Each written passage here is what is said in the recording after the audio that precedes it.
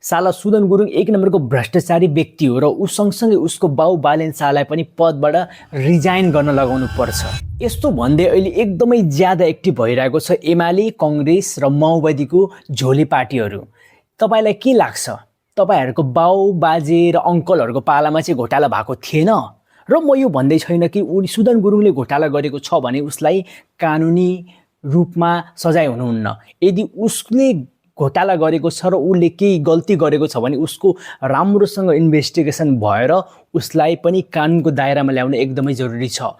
तर तपाईँहरूको यो जुन माग छ नि, सुदन गुरुङले यो गर्यो त्यो गर्यो र सुदन गुरुङ सँगसँगै बालेन शाहले पनि रिजाइन गर्नुपर्छ र पदबाट इस्तिफा दिनुपर्छ भन्दै जुन तपाईँहरू उफ्रिनु भयो नि, यो तपाईँहरूको एउटा सपना मात्रै हो। यो सपना देख्न छोडिदिनुहोस्।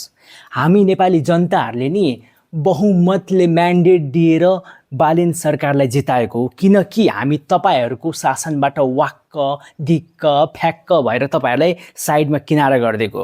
हामी 5 सालसम्म अहिले बालेन सरकारको काम हेर्ने मुडमा छौँ र 5 सालपछि यदि हामीलाई चित्त बुझेन र बालेन सरकारले गरेको काम मन परेन भने हामी आफै बालेन सरकारको म्यान्डेट छिनेर उसलाई पावरबाट हटाउन सक्छौँ।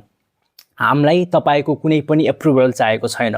यो याद राख्नुहोस् माओवादी, कङ्ग्रेस र एमाले पार्टीको झोलेहरूले।